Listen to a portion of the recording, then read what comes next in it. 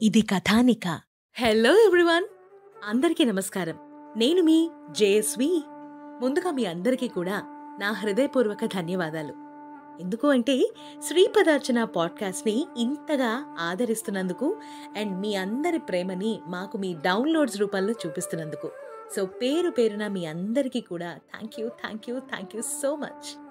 And ఇంకొక చిన్న help కూడా చేయాలి బాస్. ఏంటది అంటే, నేను కింద మీకు ఒక గూగుల్ ఫామ్ ఇస్తాను. సో దాన్ని క్లిక్ చేసి మీ వాల్యుబుల్ సజెషన్స్ని మాకు అందించండి. ఎలాంటి పాడ్కాస్ట్ వినాలనుకుంటున్నారు అండ్ శ్రీపదార్చన పాడ్కాస్ట్ మీద మీ ఒపీనియన్ ఏంటి? సో ఇవన్నీ మాతో షేర్ చేసుకోవాలి అంటే bit.ly/sripadaa శ్రీపద అనే లింక్ నేను మీకు కింద ఇస్తాను. సో దాన్ని క్లిక్ చేసి మీ వాల్యుబుల్ ఒపీనియన్ని మాతో షేర్ చేసుకోండి. Thank you so much. మీ ప్రతి ఒపీనియన్ మాకు చాలా విలువైంది.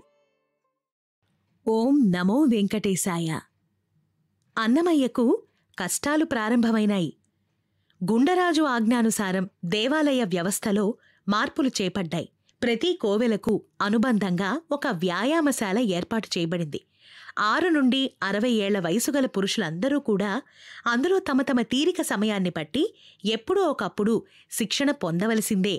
తాళ్లపాక చెన్నకేశవస్వామి దేవాలయానికి పక్కన ఒక పెద్ద పందిరిని ప్రతిష్ఠించారు. గ్రామస్తులంతా తమ తమ సమయాన్ని అనుసరించి సాముగరిడీలు నేర్చుకుని వెళ్తున్నారు. ముఖ్యంగా దండెములు, సూర్య నమస్కారాలు, కర్రసాము విధిగా నేర్చుకోవాల్సిందే. నాకీ కర్రసాము వద్దు, నేనేమన్నా క్షత్రియుణ్ణా ఏంటి బల ప్రదర్శన చేయటానికి అని అన్నాడు అన్నమయ్య. పశుబలి నచ్చదని వేద విద్య మానుకున్నావు, క్షత్రియుణ్ణి కానని సాముగరడీలు తిరస్కరిస్తున్నావు, చదువుకోక గొడ్లు కాస్తావా అన్నాడు నారాయణసూరి చాలా కోపంతో. తప్పేమీ కాదు, పరమయోగులంతా కూడా భిక్షావృత్తి మీద జీవించినవారే. ఇక గొడ్లు కాయటం చాలా అదృష్టం. శ్రీకృష్ణ పరమాత్ముడు చేసింది కూడా ఆ పనే కదా అనన్నాడు అన్నమయ్య ఎంతో ముద్దుగా. నారాయణసూరి అన్నమయ్య మీద చేయి చేసుకున్నాడు. నారాయణ తీర్థులు అడ్డం పడ్డారు. లక్కమాంబ అది చూడలేక తల్లిగుండ తల్లడిల్లిపోయి ఏడుస్తోంది. నారాయణసూరి మాత్రం ఏమాత్రం కనికరించలేదు. వీణ్ణి పొలాలకు పంపండి, గురుధిక్కారానికి శిక్షగా వీడు గొడ్లు కాయాలి, ఆవు పేడ ఎత్తాలి, కుడితి కూడా పెట్టాలి, రోజు పొలానికి వెళ్లి పశుగ్రాసం తీసుకురావాలి, వాడికొక తాడు కొడవలి ఇచ్చి తరవండి. లక్కమాంబ, నాకు తెలియకుండా వాడికి ముద్దు చేసి ఆవకాయ గడ్డ పెరుగు వేసి అన్నం పెట్టావో జాగ్రత్త అని లక్కమాంబను కూడా కోపంతోనే హెచ్చరించాడు నారాయణసూరి. పళనిస్వామి, ఇలారా అని ఆ పాలేర్ని పిలిచాడు. అయ్యా అని పాలేరు వచ్చాడు. ఇదిగో, అన్నమయ్యను నీ వెంట పొలం తీసుకుపో, గడ్డి కోయటం, కలుపు ఏరటం వంటి పనులని చెప్పి చేయించు. పళనిస్వామి ఈ మాటలన్నీ విని ఏం చేయాలో తనకి తోచలేదు. మారు మాట్లాడకుండా అన్నమయ్యను వెంట తీసుకుని పొలం వెళ్లారు. అయ్యా చిన్నబాబు, నన్ను మన్నించండి. అయ్యగారి మాట కాదనలేక మిమ్మల్ని వెంట తీసుకొచ్చాను. మీరు హాయిగా ఈ గున్నమావిడి చెట్టు కింద కూర్చోండి. ఆ కొడవలిట్లా ఇవ్వండి బాబు. ఈ 2 కొబ్బరి బోండాలు కొట్టిస్తాను. ఆ నీళ్లు తాగి లేత కొబ్బరి తినండి. నేను కోసిన గడ్డి మోపును నెత్తిన పెట్టుకుని ఇంటికి వెళ్దురు అని అన్నాడు పళనిస్వామి. ఒరేయ్ పళనిస్వామి, నాకు బదులు నువ్వెందుకు పనిచేయాలి? నేనేమన్నా పని దొంగననుకుంటున్నావా? నేనే గొడ్లు కాస్తాను, నేనే గడ్డి కూడా కోస్తాను అని పళనిస్వామి భుజం మీద చెయ్యి వేశాడు అన్నమయ్య. బాబూ, నన్నలా తాకకండి, అయ్యగారు చూస్తే కోపగిస్తారు. ఏ ఎందుకని అనన్నాడు అన్నమయ్య. నేను పాలేరుని బాబూ, మీరు చిన్న బాబుగారు.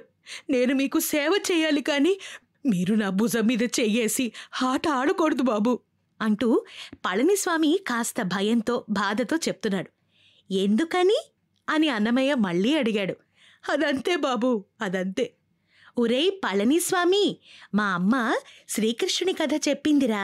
ఆయన గొడ్లు కాచుకునేవారితో కలిసి తిరగడమే కాదు, వాళ్ల ఎంగిలి వేళ్ల సందులోని ఊరగాయ ముక్కల్ని అమృతంగా చప్పరించి మరీ తిన్నాడు తెలుసా? ప్రతిదినము మన వేదాచారులు వారు, మా అమ్మ, తాత, నాన్న అందరూ ఆ చెన్నకేశ్వర స్వామి పాదతీర్థం తీసుకున్న తర్వాతనే భోజనానికి వెళ్తూ ఉంటారు. తెలిసిందా నీకు అని అన్నమయ్య అన్నాడు.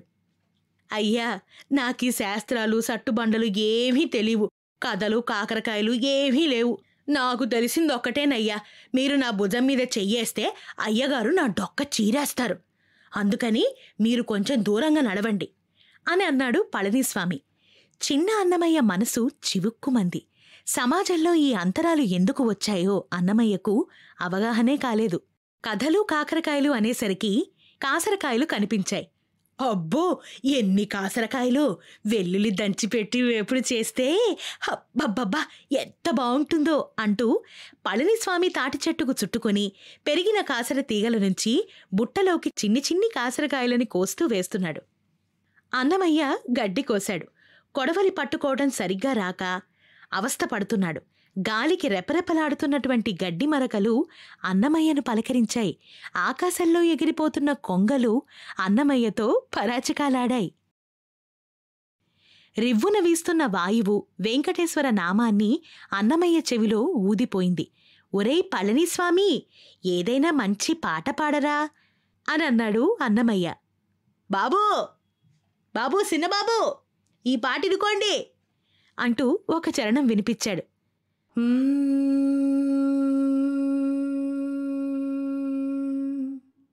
గంగతీర్థము తీసుకొచ్చి లింగ పూజలు చేయమంటే గంగలోని శాపకప్ప ఎంగిలంటున్నాయి లింగ. ఏమీ సేతురా లింగ, ఏమీ సేతు మహానుభావ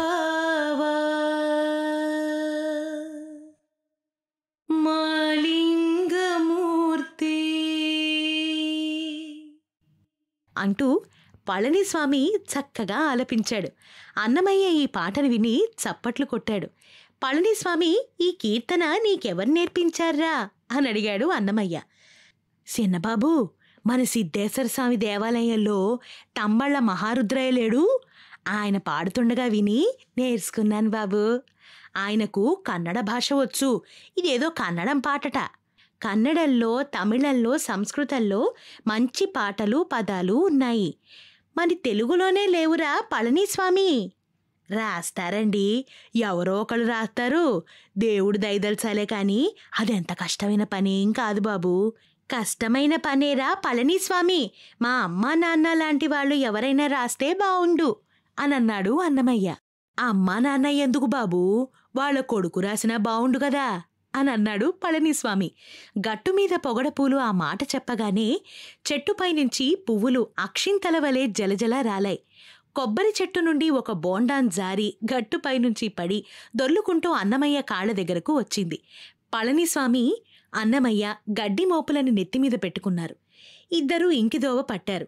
వేద పాఠశాల నుండి ఇంట్లోకి పోతున్న ఒకరిద్దరు పిల్లలు అన్నమయ్యను చూసి